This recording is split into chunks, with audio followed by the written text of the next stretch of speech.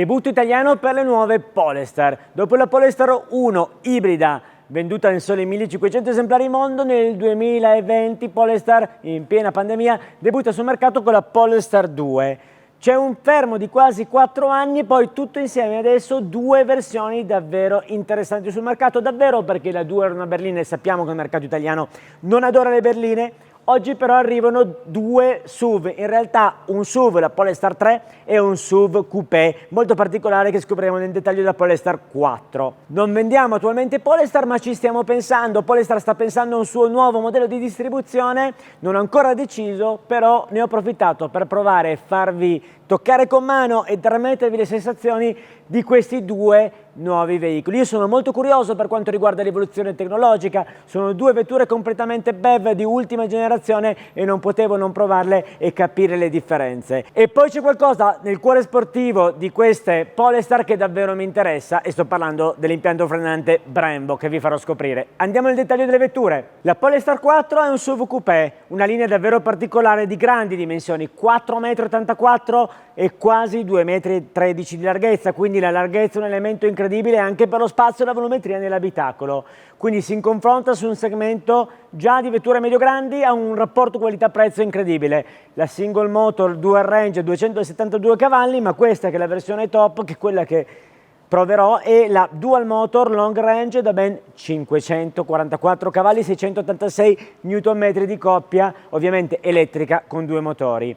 Altri temi importanti sono le sospensioni e i freni. Impianto frenante Brembo, grandissima qualità dei materiali con questa pinza verniciata in oro, 364 mm, il disco anteriore 4 pistoncini, 350 al posteriori.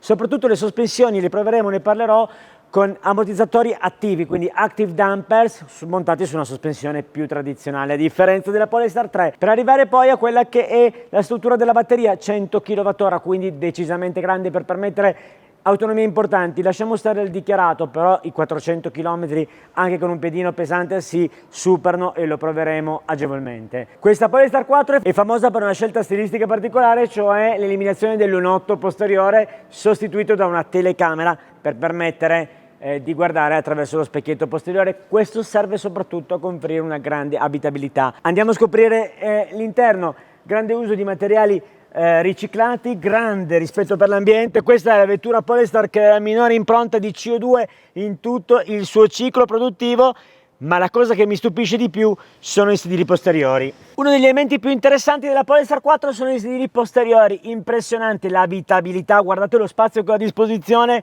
davvero invidiabile e sicuramente unico considerando le dimensioni dei 4,84 m, ma soprattutto con questo pulsante vado giù e ho l'impressione di essere in una business class di un aereo, perché veramente il sedile reclinabile è qualcosa di unico che mi permette una volumetria e una comodità, un comfort davvero invidiabile nell'abitacolo, ed è questa l'idea incredibile di Polestar per questa vettura. E veniamo alla Polestar 3, un vero e proprio SUV, posizione di guida dominante, alta, quando siete nell'abitacolo lo provate, completamente differente della 4, è un frontale dal design ancora più audace.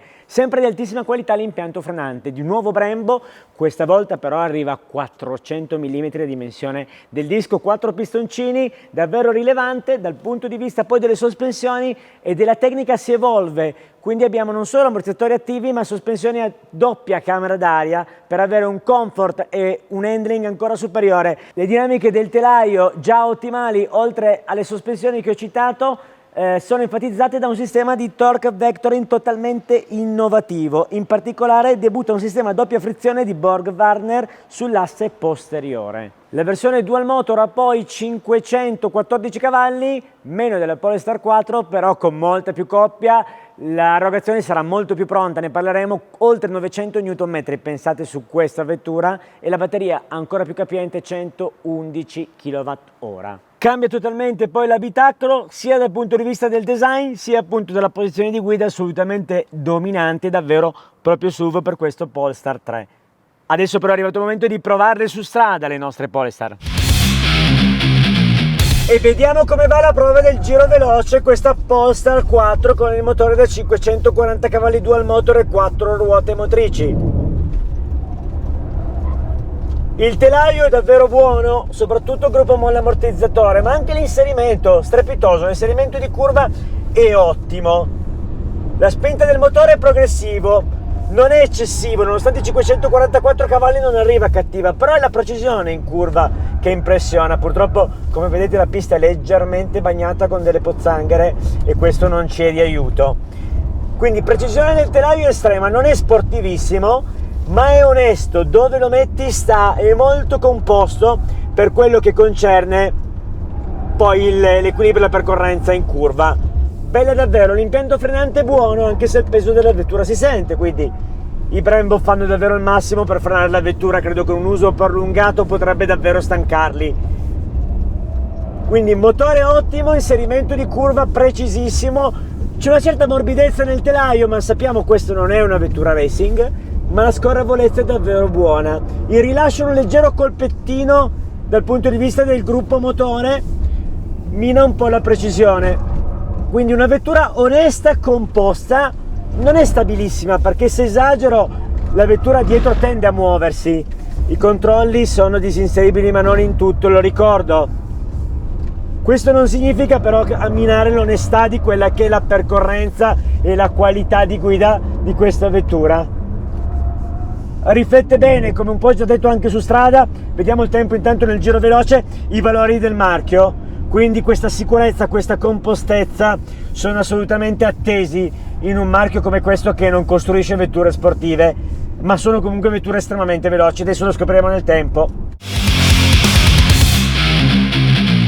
E adesso proviamo questa nuova Polestar 4, modalità autonomia, quindi quella da utilizzare su strada. L'obiettivo nelle elettriche è sempre massimizzare l'autonomia, anche perché i cavalli sono tanti, sono 544, poi proveremo l'impostazione più sportiva. Anche le sospensioni sono nella dinamica di maggior comfort possibile, per privilegiare la qualità del benessere a bordo. Lo spazio nell'abitacolo è assolutamente enorme, tantissimo. Dunque andiamo su guida e andiamo su precisione dello sterzo, che la metto rigida, preferisco sempre un po' più rigido. Precisione delle sospensioni dinamica, quindi non normale. La potenza invece rimane in modalità autonomia e attivo il one pedal normale per consentirci in qualche modo di avere una migliore ricarica. 540 cavalli, ma soprattutto una coppia davvero poderosa. Significa avere su strada la possibilità di andare veloce, non forte, quindi non al limite. Veloce significa poter permettersi un sorpasso e in maniera molto semplice. La dinamica in curva, dicevo, è molto buona, cioè vedete l'inserimento, la vettura in rotonda è agilissima, davvero ottimo il telaio nonostante il peso, ma il baricentro è ben bilanciato. E poi parliamoci chiaro, 544 cavalli veri con una coppia vera difficilmente potremmo permetterceli a questi prezzi, senza poi l'onere di quei costi di superbollo che non solo sono fastidiosi, ma su una vettura di queste cavallerie sfiorerebbero quasi 7.000 euro annui. Un altro commento interessante che faccio dopo i primi 7 km, guardate il consumo, 21 kW per 100 km di consumo medio, che significa avere un'autonomia vera sulla batteria di questo tipo superiore ai 500 km. Allora, cosa voglio dire? Ho utilizzato una vettura nel traffico, un'andatura, adesso sono dietro delle macchine, ma normalmente alcuni chilometri li ho fatti anche a velocità limite del codice o comunque di scorrevolezza. Andiamo a determinare un'autonomia reale di 500 km. Poi certo non l'ho ancora provata, mi riservo di provarla in autostrada, però questi consumi normalmente li vedo su macchine più piccole e anche molto più leggere. Benvenuti nell'abitacolo della nuova Polestar 3. È una vettura ovviamente diversa nell'impostazione di guida, è un SUV leggermente più alta, un filo più morbida, e dal punto di vista del motore la cavalleria non è così differente, ma l'erogazione soprattutto dello stesso, ho provato anche a fare un giro in pista pur non cronometrandolo, è leggermente differente, quasi più pronta quella di questa Polestar 3, anche se in teoria dispone di meno cavalli. La qualità costruttiva è davvero estrema del gruppo giri, in particolare di Polestar, e soprattutto l'utilizzo di materiali di qualità. Abbiamo parlato di molle ammortizzatori per la 4, qui parliamo di sospensioni ad aria, e ho parlato anche dell'impianto frenante che rinnovo anche su strada di questa Polestar 3. A livello di consumo medio è sensibilmente più elevato sulla Polestar 3 ad esempio della Polestar 4. Non è tanto powertrain, ma probabilmente un mix di peso e anche modalità di SUV, sempre nei limiti, però molto più comparabile a altre elettriche che ho guidato rispetto appunto al dato della 4, che è veramente a parità di condizioni, insomma, ancora di 3-4 kW per 100 km più basso.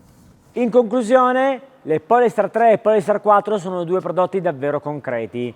Grandissima qualità dei materiali utilizzati, non solo negli interni, abbiamo parlato di impianto frenante e impianto di sospensioni. Grandissima tecnologia, due BEV davvero grandi e soprattutto con grandissima autonomia grazie alle batterie da 100 e 111 kWh rispettivamente. Ideali per quasi tutti gli utenti dal punto di vista della sfruttabilità, vista la grande autonomia. L'elettrico non è per tutti e lo ribadisco. Però dopo un periodo di tempo in cui tutto il mondo vi diceva di comprare elettrico, adesso siamo in una fase in cui, in Italia soprattutto, vi dico di non comprarlo.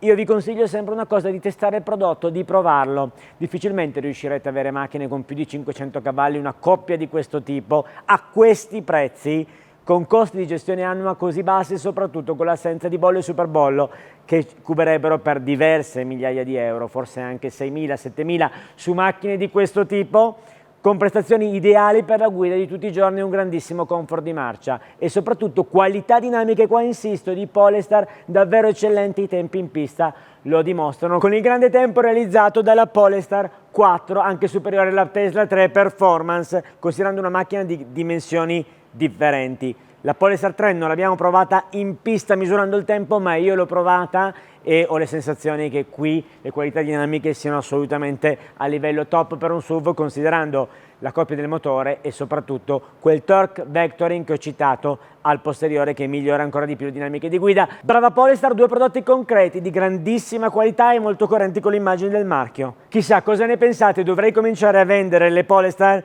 Commentate qui sotto non solo se devo cominciare a venderle, ma anche cosa ne pensate di questo prodotto.